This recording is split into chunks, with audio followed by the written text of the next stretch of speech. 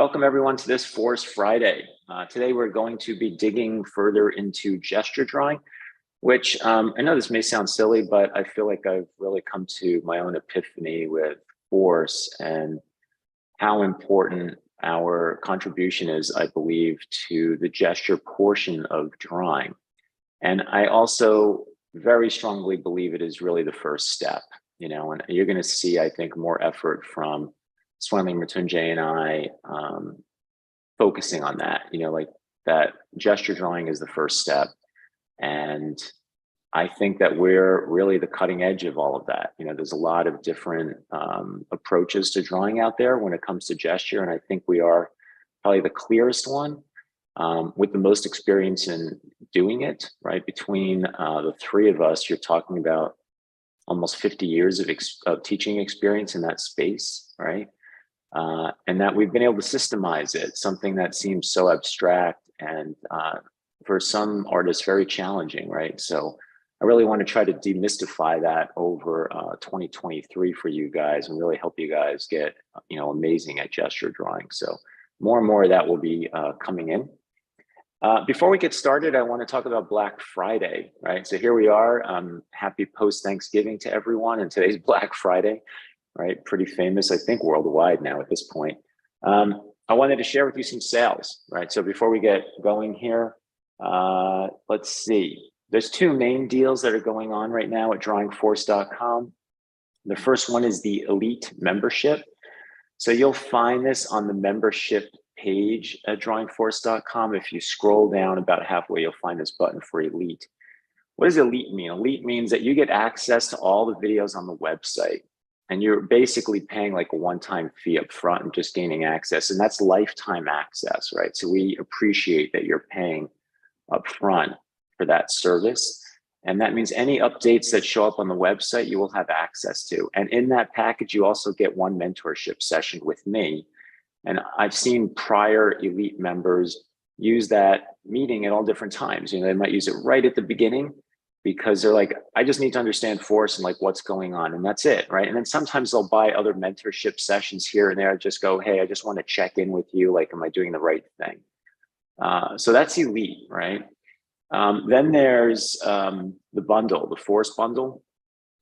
So it's a lower price point because you're getting the four main courses. You're getting Force Basics, Force Form, Force Shape, and Force Anatomy, right? So those are like the main four courses on the website, right? They're the foundation that goes underneath all the other courses on the website. And there are more courses coming, by the way. Okay, I can promise you in 2023, I'm going to be way more aggressive now on getting more content out to you guys. Again, on a personal note, some of you may know I've been dealing with a lot of house drama, and that's finally coming to an end. So I'm really looking forward to building out a studio and such for you guys. So anyway, on the bundle, you get access to those videos. With both of these, you also obviously can enter the Discord. We have our own Force Discord, Force community that Matunjay basically hosts, and Swenley's on there as well. So they're giving feedback almost daily, if not daily, on that Discord. So you have that support system as well. And I'm going to add one other sale here that I strongly contemplated if I should do or not. But I'm like, you know what? You guys are pretty dedicated to this channel. I think it'd be silly not to share with you. But as some of you may know, I was at CTNX, which is really, I have to say, like the top animation focused, convention, at least in the US. And that happens the week prior to Thanksgiving every year. It's usually in Burbank at the Marriott, right across the street from the Burbank airport. And I offered a deal to CTNX people, to the attendees. I'm going to share that deal with you. This deal ends, all of these deals end this Sunday, right? So you have a few days on this. And by the way, this could be for you as a Christmas gift. You might be asking relatives like, look, I really want to learn how to draw better in this new year, and this is the thing for me to do. Or who knows, you might have another artist or a friend, right, that you want to get this for. I've seen people do that as well, any of these packages. So the deal I came up with for CTNX is this coupon code. And you'll notice the coupon codes for the others are on here, right? Oh, no, they're not. You know what? Let me write that down. So this one over here is very simply just Black Friday This is all one word, by the way. When you type it in, it doesn't even, I don't even think it allows spaces, and it'll all be caps. So Black Friday Elite. And this one is Black Friday Bundle. Black Friday Bundle. Okay. 300 bucks off, right? It's pretty amazing. That's almost 50% off the Elite membership, right? So pretty damn good offer. And then $100 off of this, which I think is about 25 to 30% off of this offer, okay? So Black Friday Elite, Black Friday Bundle, and then at CTNX, the offer that I made to attendees there was CTNX Force, all one word. This will get you 20% off. Actually, I think it's $300 off. It's not 20. It's $300 off. Yeah, $300 off 12 mentorship sessions. Right, so that's the big one, I would say. If you really want to learn how to draw and you want to do it in the most efficient, expedited manner possible, I can say hands down, there's no faster, better way to do it than to learn from one of us, Swanley Mrityunjay and I, one-on-one. Nothing's going to beat that. It's just not. It's one thing to watch videos. I'm sure many of you are on, other friends of mine's websites, watching videos. And there's always these questions of like, I don't know if I'm ready for the next thing. I don't know if I understand this piece of this particular video, right? Because you're not getting feedback. I was at CTNX talking to all these different artists, especially in this animation field. And that was always one of the big questions. It might have even just graduated from college and now you've went and talked to Disney Feature Animation and realized, you know what, I don't really have enough skill yet. And then the question is, well, then how do I know? How do I know what's right or what's wrong, right? That's what mentorship is. You're getting guidance. There's nothing better than getting professional feedback to help you move forward more quickly and keep you on track. I think artists, we're a little scatterbrained, right? Because we have so many interests, right? It's like going to the art store and buying all different kinds of supplies. Like I get it. I'm an artist, right? So I get it. Right now we're finishing up a new book. Mrityunjay and I are, working on the next Force book. I've got tons of other things, even just coming out of this trip that I'm really excited by that I want to get onto. And I'm like, no, nothing else is happening until I'm done with this book, right? I want to jump over and work on 5 or 6 things at one time, but I guess my wisdom has taught me not to do that, right? And then I get myself in a trap, okay? So check it out, CTNX Force, $300 off 12 mentorship session. We don't do these sales very often. I still haven't decided if I'm going to do winter sale. That's going to extend past this in December. I haven't honestly made up my mind about that. So you might see it come up again. It'll be the same discount. But I could tell you this one ends Sunday, right? So if you're really interested, I would just do it now, just in case, because I may not do it in December. And then, like I said, you've got the bundle and you have the Elite membership, right? Both of those are lifetime access. Elite just means you're going to get all of it. Okay, so if you want everything we've got on the website, that even gives you access to the videos from the book, by the way, from the 10th anniversary book. A lot of other stuff in there, animal drawing, character design, plus new classes that'll be coming up, okay? All right, any questions, please feel free to put them in the chat, all right? So today we're going to talk about gesture drawing. I'm going to take 2 of the 4 segments, and Mrityunjay is going to take the other 2. Swanley is not with us today. So we'll be holding down the fort. Some of these I'm sure you've heard of in prior videos. I don't think it hurts to reiterate some of these ideas because you never know which picture literally we bring in, how we describe something, the subtlety and change in how we describe it may be the thing that literally clicks in. By the way, to go back to CTN and my scattered brain this year, part of my job that I took on and going into CTNX was I interviewed many of the studios. I talked to Netflix, Disney TV. I talked to Disney Feature. I talked to Marvel Animation. And I talked to Lucas Animation. With questions like, what is it you're looking for? Where are the holes in the education that you're seeing out of the colleges, right? So that's part of what you get from coming to mentorship with us, because I am out there. I'm trying to make sure that we're doing the right job to help you guys get your jobs right, to hit your goals and make sure that we're doing the right things. So I talk to all the recruiters at these different companies to make sure that we're on track with what the industry is looking for. Okay, function, right? So we talk about function a lot, and I have to say, I think this is really one of the biggest differentiators in what we teach compared to other figure drawing or gesture drawing. Is I believe very strongly that you should know what's going on. That's really what you're drawing, right? You're trying to draw what's going on, and you want to be able to explain that with line, not just the model's taking this aggressive pose. Let me kind of doodle it out, right? And just get some kind of abstraction of it. We're way more focused than that, right? Over at drawingforce.com. And part of that, the first part of function is this idea of gravity, right? And we're trying to figure out how things are balanced. I used to live in, this picture reminds me of Sausalito. I used to live in the North Bay, north of San Francisco. And there was a guy there who used to balance these rocks. When I first moved there, I thought it was fake because the balancing act just looked almost insane, and he would take like little rocks and he'd just like nudge them into one another and balance the next one. And it was mind blowing. It almost looks like, it looked like he was on the edge of breaking, what that gravity was doing. Let me jump here really quickly because there's only the two of us. Do you think that learning to draw with force can help improve or find drawings and paintings? Yes, most definitely.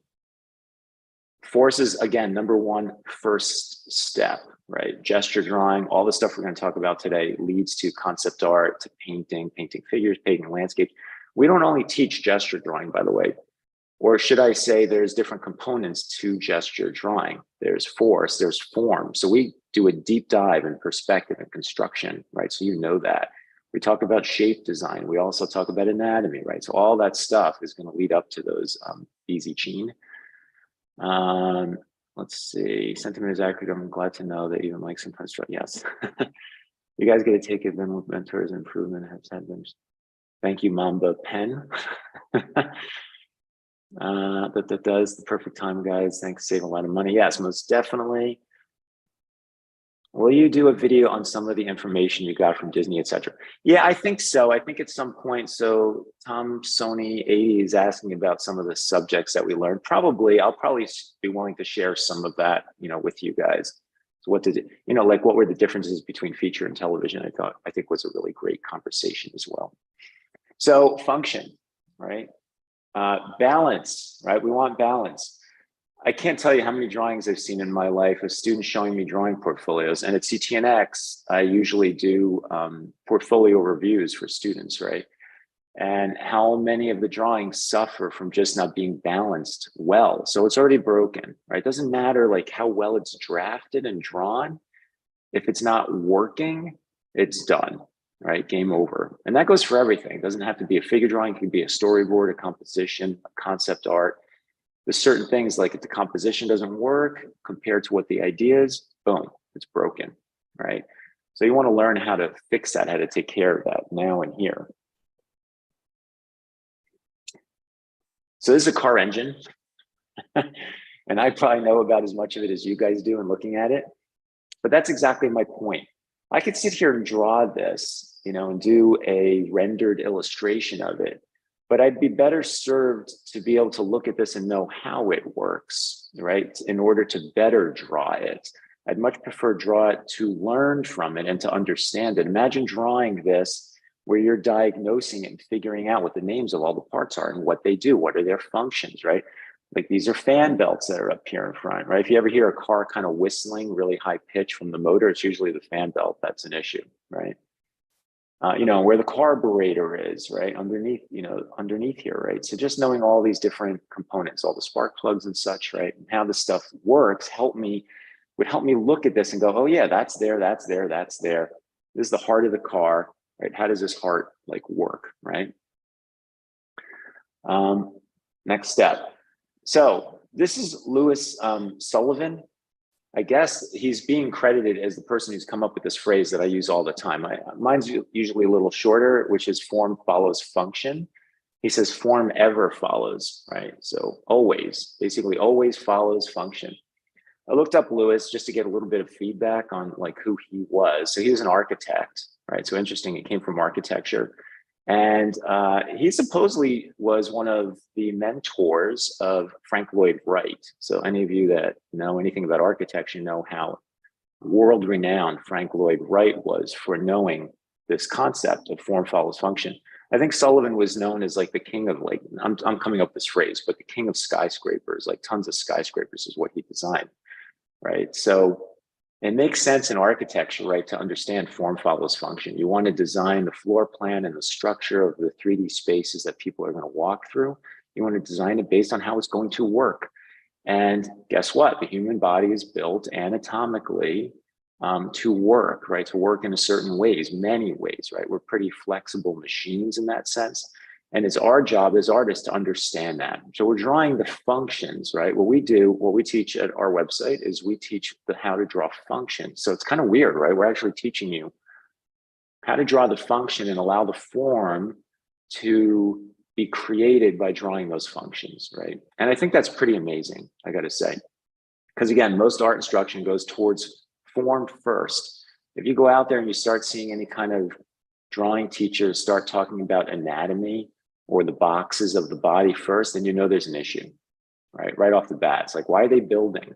We don't know why these things are moving the way that they are, right? What is the pose? And then out of drawing the pose, the construction appears, right? So, be mindful, be mindful of what you're watching and the different opinions that you hear, right? So going back to gravity, all right, we talked about balance at the beginning. I found this really cute little illustration here of the concept of gravity, right? It goes all the way back to Newton being credited with the concept of gravity and an apple falling from the tree.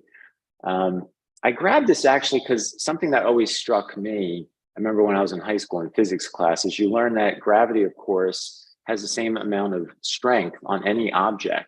So a feather actually falls at the same rate as the human body does. It's just that there's air, right? And the air creates friction, and that slows down something like the feather. If everything were in a vacuum, it's all getting pulled with the same amount of gravitational force, right? So here you have a ball, an apple, and a person skydiving, right? And I just want you to be aware again of that gravity pulling, right? Like super, super important, okay? So as you know, on the website, we talk about this concept of the gravity guide, right? So here's the gravity guide. I'm going to just do a very quick overview of the gravity guide, and I'm going to hand this over to Mrityunjay. Mrityunjay, I didn't say hello to you yet. How are you doing? I just jumped right in. No worries. No, just enjoying the discounts we were giving actually. Mrityunjay signing up. Get some discounts. I need to learn. So the gravity guide, right? The gravity guide is basically creating almost in a sense like a flour sack, right? To just kind of lean into animation terminology here. It's like, hey, I've got this flour sack. It doesn't have to be super forceful at this point, right? What's odd about starting here is, wow, we didn't get to the ground yet, right? It's like, wow, here's this flour sack and what's going on here, right? So there's a lot of gravity pulling down on this from the furthest left edge to the furthest right edge of the torso. And that's dimensional right here. I could put some curves in here and say this is even bending towards us, right? But furthest left to furthest right, this shape, which becomes a form, is pulling down to the ground, right? So it wants to fall. This whole thing is like pulling, right? So we have this first concept of the torso, okay? And we have to get some legs under it. I always feel this sort of immediacy of like, I got the torso, I got to get those legs under there because this thing is going to fall and hit the ground. So I want to like shove these sticks under there, right? These poles, and hold this up. Now, what if I put both legs here? Here's one leg, here's the other leg. What's going to happen? All right, we all know what's going to happen, right? Super basic drawing, right? And you want to be able to look at this and go, this isn't going to work, right? Like these are these stiff legs. That means this is going to fall on an arc this way, right? Why do we know that, right? Here, I can have even this conversation with just looking at this crude little sketch, and we all understand that it would fall, right? Because we all live on this planet. We all understand gravity. So that doesn't work. How could it work? Well, it could work, I guess, if the model was like holding onto a rope or something over here, right? That's tied to a wall. Could happen, right? That could help them from not falling over. They could have their arm over here on a table, right? Maybe there's a table over here. That could help. That would stop them from falling, right? But just like this, it would not. It seems so simple, but again, I'm telling you from experience how often I see drawings that just do not stand, right? Do not stand. So you want to watch this, right? You want to watch this in your own work and really get an understanding of the body, you know, an understanding of the figure. So now I can keep this leg here, right? Now, if with that one leg, this guy would still fall. So I need to do something else, right? Because if I bring this line down, all the weight is sitting in here. If this was a male, by the way, center of gravity would be here in the chest. So that's like where the mass of it is. So I really need to get this other leg, like maybe right here. And usually you'll find one of the feet is under the center of gravity. Look at that. Voila, right? Balance. This is not going to fall. The torso will not fall. It's finally standing. And all I have to do is get that leg underneath there to make sense of it. You know, and then the arms to me are almost like a trapeze walker's pole, right? The arms are there to help this balance further. If the model's going this way, lots of things can happen, right?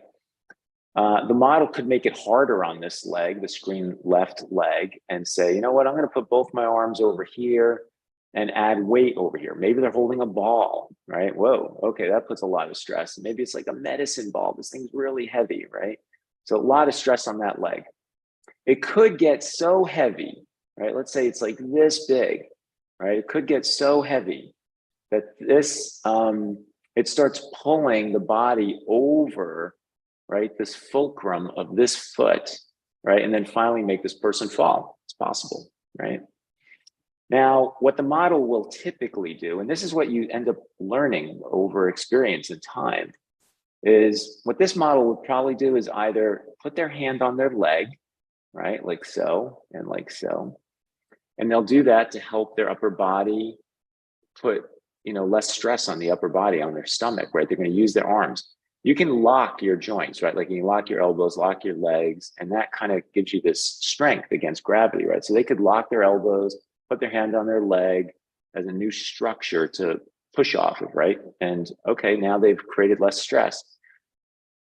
Not as good as that situation, but sort of an intermediary is they could say, well, I'm going to put my arms behind me, right? So they go like this. That kind of helps because most of the weight is this way. So they're counterbalancing over this leg, right? So this leg starts taking on more work, right? And then you finally have the neck and the head, which is like another, I forget what it is, like 12 to 18 pounds, something like that in the usual skull, right? So something like this, right? Not such a big deal, quite honestly. So here it is. I just want you to see how I'm thinking, how I want you guys to think about when you're drawing the figures.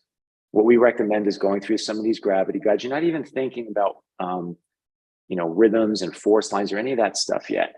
It's stick figures with a blob torso, right? Just to get this concept of gravity and how the body functions relative to gravity, right? So that's really the first thing we want you to keep in mind. Super, super important. Very important for all illustration. It doesn't matter if you're animating, you're doing comics, you're doing concept art, character design, right? Or fine art, right? You want to make sure that things work, okay? All right, so with that, I'm going to hand this over to Mritunjay. So whenever you want, Mritunjay, just take that over. And I'll start running the chat. All right, can you see?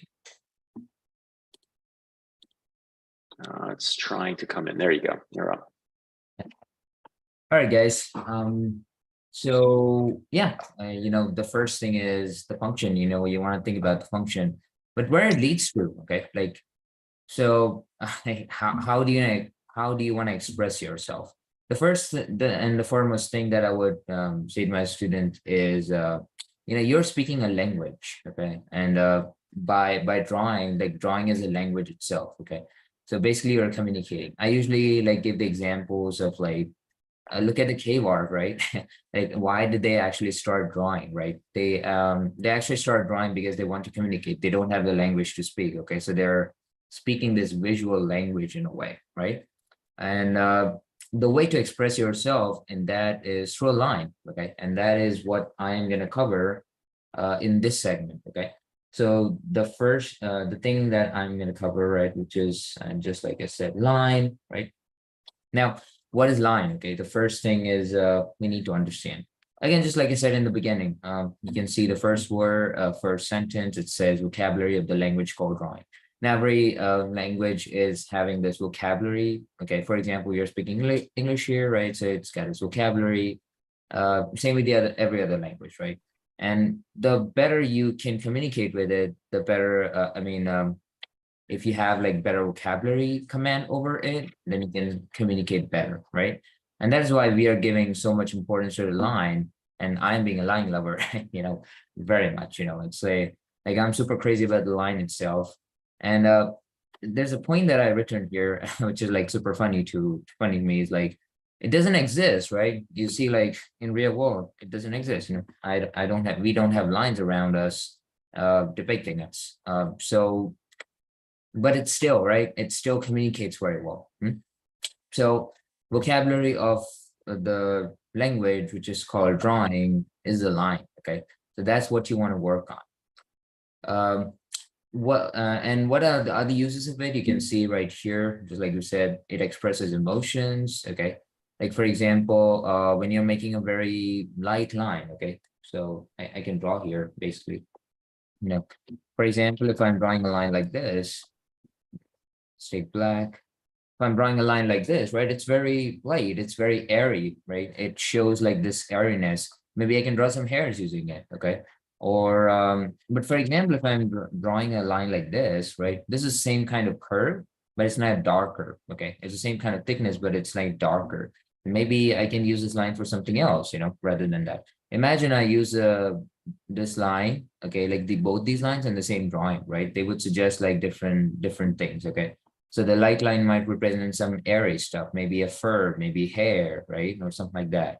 And the dark line might represent some hard, let's say some clothing, okay? So both of them got a difference, okay? Maybe I can use this kind of very gnarly line, right? Now, again, in the beginning, obviously you want to focus on the fluid line, right? You want to get that confidence. But this kind of line also, it doesn't mean that it doesn't have force, right? It does have force, but it has like different kind of emotions expressed with it.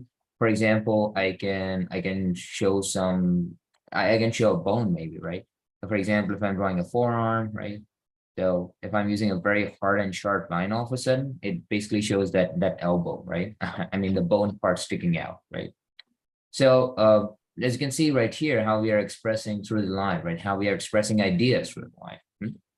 Getting back to this, that's what I return. It helps shows ideas. Okay, so any of the ideas you might have, it will help you show that. Okay, shows confidence as well, right? Because if you're drawing a very scratchy kind of line, right? Usually usually in force, we are just saying, oh, here's a scared kind of artist, gives okay, the line represents this, right? The line represents this idea, but someone with low confidence is drawing like this, like scratchy line, right? Like this, and this. So to depict one idea, this artist has like many ideas, okay, that actually shows his confidence. We also talked about a kind of artist which like does this. So maybe they want to like maybe they want to hide that scratchy line. Okay, so they might be like doing this. Okay, so it's like a kind of artist that it is somewhere here. I don't know, it's like Google Maps. Google Maps on a bad day, it's like, oh, it's here somewhere, I don't know. Hey, uh Jay, I just want yeah, to call out AJ. AJ donated $15 to the chat today. So thank you, AJ. Very, uh, very appreciated. Really, really appreciate it. So thank you so much for that. yeah, thank you, AJ. That's awesome. Yeah. Recording.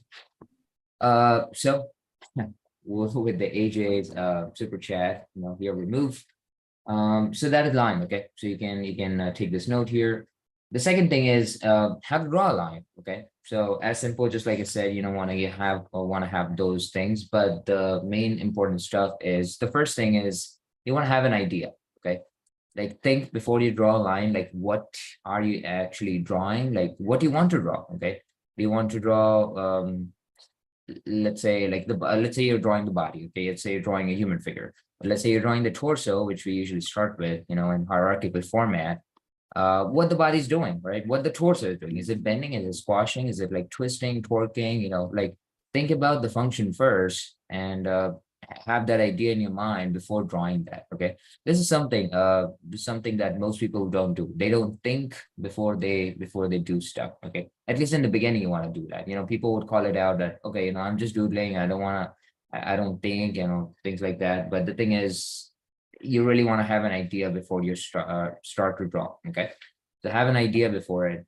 And second one is just mostly what I mentioned. Obviously, it's like you want to have this clear vocabulary for every language that you speak, which so you can better communicate.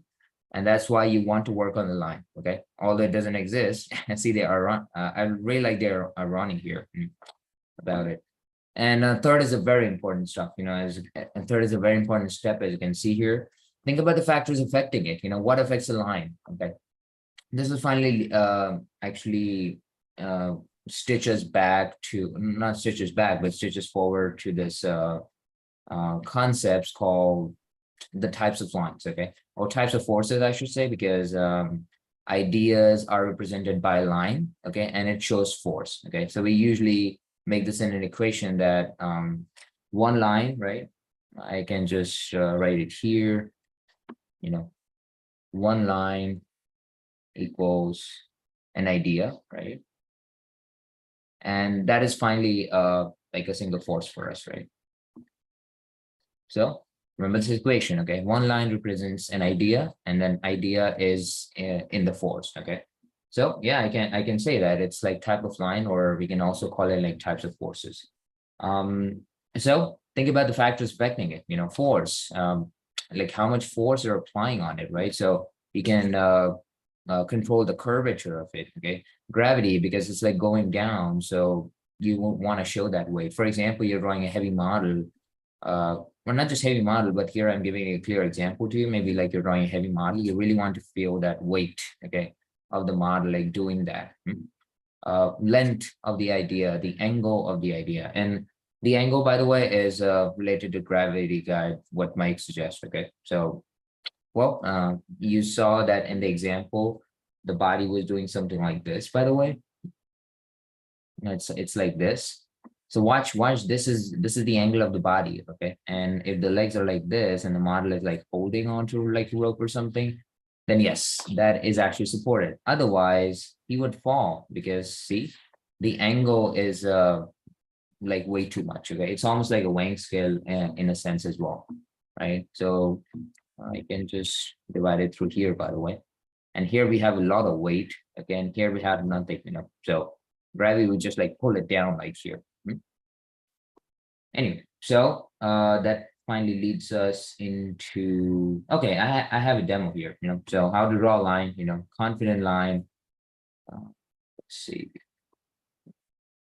So just draw a confident line, that's what the thing is. Don't be scared to draw it, have an idea, but as a warm-up, you can just like start to draw really clear A to B ideas. What we call is like A to B, right? It's like, kind of like that. Now, line itself has parts, okay, that you want to know just before you start drawing. So if you have a line here, you can call, basically it has three parts, okay? It has three parts to it. That will actually help you draw the force line. There's a difference between normal lines and force line, okay? And yeah, I mean, this is also a line, right? This is also line, this is also a line. But what is the difference between this and the one I'm showing here, right? It's basically, you see like there, it's like open-ended, this line, this is the force line basically, right? Right. And this has like open ends, okay? Open ends, so like it can connect, right? Force actually goes somewhere. It doesn't like starts or stop somewhere, okay? For example, like this line, it's actually starting somewhere and it's like stopping somewhere. Okay. So this is not a force line because force is always traveling. Okay. You don't want to like draw a line which is like originating or just starting from somewhere, like stopping from somewhere. You want to keep the force open and flowy. Okay.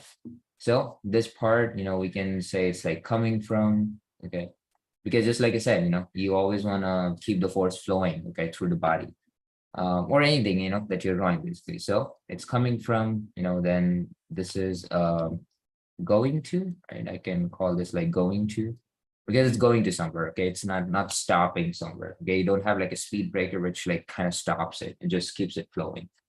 And this is very main, by the way. The center part here is it's actually the reason why you're drawing that line. So basically, it's called the apex. Okay, or the event. This is I love this analogy here. This is the event, and that's the reason why you're drawing that line, because you want to show something. You want to show that that apex doing something. Okay, that is why it's called the reason. Why you're drawing that line. Okay. So once you get these three parts, once you get like all the ideas, once you have the confidence, then you can start like drawing these lines. Okay. All right. Any questions? Okay, you're handling it. All right. So finally, we are here with the types of lines. We have directional forces, and then we have applied forces. Okay. So what's the directional force? Okay. It's in the name, by the way. Both have their definition, both have their meanings in their name, by the way. What is an applied, what is a directional force? A directional force directs the energy, okay, from one place to another. So you can see what I wrote there, a line directing energy from one place to another, or the path of the force going from A to B, right? That's a directional force. Because what you're doing is you're taking the energy and you're directing it, okay, from one place to another. And that's why we use these arrowheads, by the way. You'd see us a lot, using these arrowheads. Maybe if you're not, even if you're not drawing it, but it's always in our mind that we are directing this energy from one place to another, okay? Right, and any sort of forces that you're drawing, uh it's we are using these arrowheads. Okay, not necessarily we're drawing it, but it's always in our mind. It goes both ways as well, by the way. That's why we are leaving the space, leaving it open-ended on both sides. Okay, so it goes both ways. All right, then we have applied force. Okay, and applied force is just the directional force, because it's actually going somewhere, but it's also applying itself to something. Okay. So when a force hits another force, it becomes an applied force. Okay. For example, I have this directional force because yes, we are taking taking the energy, we're directing it from one place to another, but definitely it's going somewhere, right? So where it's going to, if I like use a dotted line here, well, it's going to another force. Okay. Imagine like a straight line in here, and this force actually hits it. Okay. So it becomes a curve, and then this force becomes an applied force for the next one. If we give a name to it, for example, AB, okay, just a simple name. So A is a directional force, B is a directional force, and the A is actually applying itself to the B. So for B, A is the applied force, okay? It's very simple, okay? Just remember with the applied force, the directional forces becomes applied force for the next one, okay? Because they're applying itself to the next. Now it's got different energies, okay? For example, if I'm pushing the line like really lightly, imagine like straight lines in here, okay?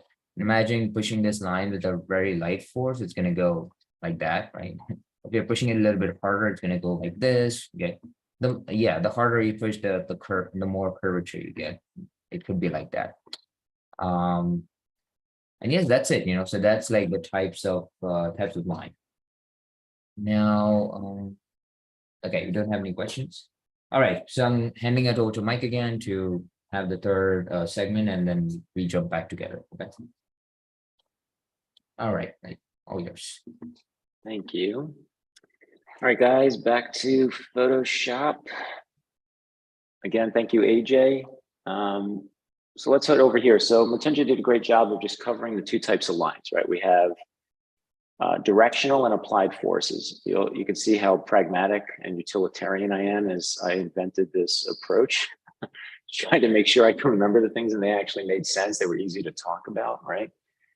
So how do they come together? They come together through rhythm, right? Like one of the big questions for artists is like, what is rhythm in the first place, right? By the way, we had some questions about brushes too. You'll notice that that's what Matunjay Swenley and I are using. We're using the Force brush set. For those of you that are like, I can't find a brush that works the way your guys' brushes work. We're using these, right? And yes, you need like opacity, you need taper for something to get even into the Force space because it has to be able to emulate reality, right? And we're not drawing with like like a Sharpie. We're drawing with something that has a thick to thin and it's got pressure on it, right? So we have these directional forces as Mrityunjay just described, right? We're sweeping around like this. As soon as I switch over, by the way, this is such a great simple rule. As soon as I switch over, what do I mean by that, switch over? Well, to me, there's kind of a line running through the middle of this, right? So now switch over just became really clear, right? This is pushing this way. It's a curve on, sweeping down. And I crossed this invisible line where now the curve is pushing up. So I switched over, right? I flipped. It's like having half a pancake or something that I'm flipping in a pan, right? It's from one side to the other side, one side to the other side. As soon as you go through a switch like that, a switch, let's call it a switch, or call it a flip, right? Whatever you want to call it. That flip really generates rhythm. RHYTHM. I still, after 30 years, like have to spell this out. If I don't go through it letter by letter, I end up messing it up. Yeah, it's like I've trained myself to now have to do it that way. It's kind of weird. Anyway, so you go through the switch. So, I can draw something that has force in it that continually does not flip, right? I might do something that looks like this. Here's a torso, for instance, right? Just a torso. But notice there's no flip here. It's really one actual like continual line of force, right? So that's the rhythm moment. The secret here is the glue that holds together these two directional forces is applied force, right? And that's all this like invisible energy here in the middle, right? So this applied force from this directional force, blue is directional, orange is applied, pushes itself into, like literally occupies this space in here, right? Because this is now the mass of the body, right? The mass of the body is all in here, okay? Right, so here it pushed in on that curve, here it's pushing on that curve, right? So all this energy, the mass of the body is pushing in those two places, right? So it's going from there to there, okay? Directional force kind of has two jobs. It is directing us from one place to another. It tells us where to go with what Matunjay mentioned, the coming from, the like event, the apex, and the going to, and it tells us where to go to next. Like, where am I supposed to go? It's pointing me over that way somewhere. So I want to trust that and say, I'm supposed to go over here. It kind of converts itself into an applied force as it pushes that mass to the next place. And like I said, all of this combined finally creates rhythm, right? And that's what we're looking for. Why? Like, why is it so darn important to get rhythm? Well, first of all, rhythm creates what a lot of students will call flow, right? So we're getting flow, right? And flow is graceful, and it adds appeal to your drawings, right? It's like, companies like Disney look for this. They want this. They do this. They want you to do it, okay? You don't do this, they don't want you. I could tell you that pretty flat, straight out. I mean, I just had conversations with them. Even talked about character design and design of portfolios. Like, hey, you have to kind of be in our wheelhouse, right? What they're implying there is shape rules, which we teach because I'm from Disney animation, and force and rhythm, right? That it has this stuff. This is what they're looking for, okay?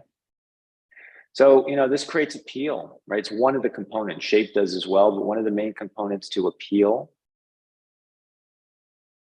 is rhythm. RHYTHM, right? Rhythm. So we want that. I just want you to be aware that it is, it's applied force that's gluing this together. So I always have this formula, which is to say, two directional forces here. Let's even color code the formula. So two directional forces and one applied force, 1A, right? Equal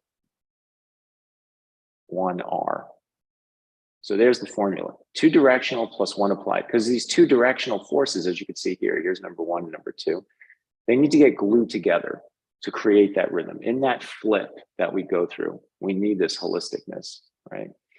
And that gives us rhythm. So super important. So again, at drawingforce.com, what we're teaching you guys is where to go, right? There's a system here that took me years, 10 years to invent, quite honestly, as to where to go. And it's just trial and error, right? It's actually anatomically based on gravity and anatomy to know where to go. And again, I can tell you, looking at portfolios, this is another area I'll see mistakes in someone's drawings and character designs, right? Or even in storyboards, is when somebody might actually have a good force line down, like they draw in a way that's very energetic, but they go to the wrong places in the body, boom, breaks the chain, right? Just immediately breaks the chain of motion and everything kind of gets clumsy, right? Like the figures get clumsy, right? So you really want to find out what the systems are, you know? So any questions? No, I don't think so. It's all me. I've been writing a lot in there. Hopefully that helps you guys. I just kind of like went all out typing. So that's the next step, right? So far, what have we covered? We covered the gravity guide, super important. Rotunje went into the lines, so they were directional and applied forces, and they create rhythms. I brought in just a couple of drawings of mine here. You know, you could see that, look at the paths, right? Notice the paths that I'm creating, right? Look, I'm coming all the way from the arm out to the shoulder, across the body. So this is one force, right? All the way from the hand to the shoulder, to the lower rib cage is one force. That is one directional force. It doesn't mean there isn't some applied like pushing here, because there's a lot of bend in that directional force, but the first rhythm occurs right here when I go across the body. Very important, right? To distinguish the two, to understand the difference between those. Look at this figure. This is from the anatomy book. It's a 2-minute drawing. If you see a little number by my drawings, that is the time, right? So that's 2 minutes. This is 2 minutes, right? Look at this drawing. So full figure here. You can see I spent more time on like little bits and nuance and detail. Here I just kind of crank this out. But look at the paths, right? And notice where they flip. So here we go up the arm. That's a directional force. It flips. There's a rhythm. Comes all the way around. It flips into the stomach. Comes all the way around the leg, all the way down to the foot. No rhythm. One big swooping idea. Look at the other leg. Come down the thigh, we flip. That's another rhythm, right? So you're looking for those flipped moments are really cool, right? They create that bouncingness, you know. Redacted's asking if I use a Cintiq. I had to stop using my Cintiq not that long ago because what happened? Oh, because I updated a piece of software, and that for me to do that, I had to update my OS, and it actually booted out my my Cintiq, right? So I was on that Cintiq for 10 years. So right now I'm on a graphite, on a tablet, a Wacom tablet, a very small, simple one that actually works really well. So I'm kind of shopping right now for Cintiqs. Anyway, so second sheet here, you'll notice there's ones next to these. So these are all 1-minute drawings, right? And you can see the big ideas and where the rhythms happen, where the forces are, right? And then here, this is from the anatomy book again. So it's got all this color coding in it. You can see the blue directional forces. You can see where most of the applied forces are, really to show off where those energies are. Green represents contraction, okay? Because green is in the anatomy book. So green represents contraction. Contraction in the deltoid, contraction in the lower back, for instance, right? As to how things are working, okay?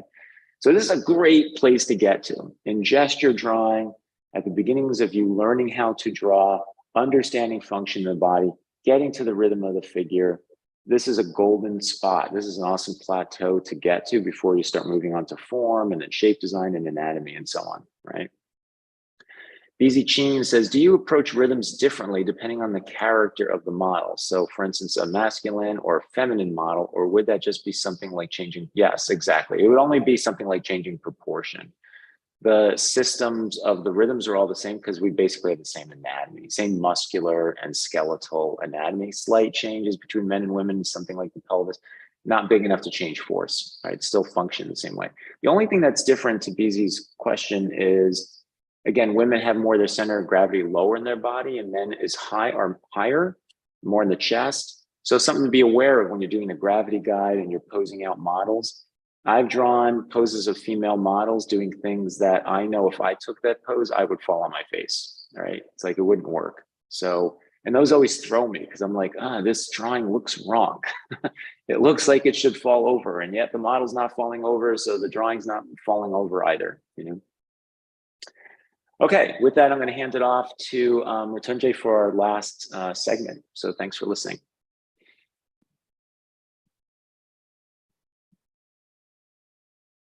All right. Your screen. Okay, guys, last one. Can you see the screen now? Yes. Okay. I'll turn that off. Okay. So here we are with the last one, 4 tricks to draw, fourth one, right? The template. Okay, so finally, where this all conversation leads to, okay, leads us to the templates. Okay, now templates, you know, I'm really like using this word very carefully sometimes, because it's almost like saying map making. Okay, you know, like cartography, like cartographers, like cartography basically means like map making. Okay, so in a template, you basically map it out, you know, you map out the figure drawing, but with all the things that we have talked about. Okay, so it's not like, oh, you know, I want my figure to look like this in the beginning, right? Blocking out doesn't mean like this, right? It's like, oh, you know, I'm gonna do this, and I'm just gonna break it down or whatever, right? It doesn't look like that, right? So it is a map making, but we can call it like a fluid map making. Okay, you're making like this whole game plan. You're using all the concepts that we have talked about. Okay, and it's actually a system of rhythms, like defining the body. Okay, so which is basically we call template. Now, which means that we have templates for torsos, we have templates for arms and legs. Okay, and then different templates works with different camera angles, right? Because they have like different rhythms. So the system of rhythms that we define, you know, what might define actually the 2 directional forces and 1 applied force that are making rhythms, and the set of rhythms are making templates. Okay, for example, so for example, right here, you know, we have a torso chart, you know, that I use in the mentorship all the time, and you can see that we have like 4 torso types, you know, to be honest. We have C, S, CS, and RS. I'm not going to go into detail with all of this, but you can see like we have these system, okay, these templates based on the functions of what they are doing. Okay, we have C torso, which is like showing basically stretch and a squash. We have an S template. We basically, it's like the opposite pole, you know what I call it, like pushing to the opposite sides on both the ends. Okay, we have CS torso, which usually depicts the stretch and squash plus the twist. Okay, and then we have a reverse, which is usually the reverse, a reverse S, which is again a reverse of the S, just like I said. When it comes from the front of the body, when it comes from front of the body to the back of the body, right? It goes from front of the body to the back of the body, right? So you can see how these templates are working. Okay, it's working based on the functions. Okay, you see like the blue forces here, right? The blue is basically the depiction of the directional forces, and orange is the applied force. So I wrote it here, you know, right here. And see how they're working together, okay, in order to like, and these are set of rhythms, you know, as you can see. So for S, we need two rhythms right here, okay? For RS, we need, again, the 2 rhythms right here, okay? For, you know, right here, CS, you know, it has a rhythm, or it has basically the applied force on the chest area, and also the squash on the other side, okay? So things like that. This is how the template's working. Now, when it comes to the arms and the legs, we have these set of rhythms. For example, we usually call them like 2 rhythm system or 3 rhythm system, okay, based on what we just mentioned, okay? So we know that 2 directional forces and an applied force in the middle is 1 rhythm, right? So if I'm saying 3 rhythm system, right, which means that it's basically having, you know, 3 rhythms, right? So it might be like this, right? 1 rhythm, 2 rhythms, and 3 rhythms, right? So it's like that. Like this is the fast way to like call it out. but again, it's really just depends upon what the part is doing. Okay. Finally leads us to here again. System helps to see the body as a unit and not separate parts. Okay, like and this is a big thing, right? Big idea, because you're not seeing the limbs as separate parts, you're not seeing the torso as separate parts, or even inside the part you're seeing these like different parts, right? Parts inside parts, let's say the kneecap, the upper leg, the lower leg. But what a template will do will actually help you to define it as a unit. And you will say, okay, it's a leg. Okay, and what benefit you get? You basically focus on the big ideas rather than the details. Okay. So if I let's say I have a pose here, and if I want to depict that in one rhythm or just like very simple line, I actually have a I actually say this. Let's say I have this pose here. I'm just gonna put it here, right? So if I say, okay, I have this pose and I just want to like depict it through like a single like rhythm system, I would define it like this. Right? To see how what I'm doing, I'm just like connecting the whole body within like very simple ideas. Okay. It will be like this, he's like leaning back. See what I'm doing? I'm just like defining the legs here. You see, I'm using the templates, okay, which is basically an outside, inside, outside. And for this one, I'm using a front to front. Okay. And see how easy, I'm just like defining the whole body within simple ideas. Okay. So this is a template. It helps me seeing the body as a whole system. Again, how the system actually works. It's like a machine, right? This whole human body is a machine, and how it works together, and not just, oh, how just the torso is working and how the leg is working, how the kneecap is working, right? That's the matter which will come afterwards. Okay. So yeah, so here it is, and it comes from anatomy. Okay, so just like I call for example, the outside into outside, which is the legs. Okay, and it comes from the anatomy. Okay, we usually see as like how a quads, or let's say your leg works. It looks like this, right? Just gonna draw a simple leg here. This is how the real leg actually looks like. It's like this. So you see how big of a deal that is? You are actually able to cheat anatomy, right? Which is basically the fourth step in the force curriculum. We usually call this like 4 pillars of force, form, shape, anatomy. Anatomy is the last one, right? People jump onto it like actually at the very beginning, which is wrong. Do you want to have these like all the steps cleared out before you jump onto it? Okay. But with templates, you can cheat anatomy, okay, in a way.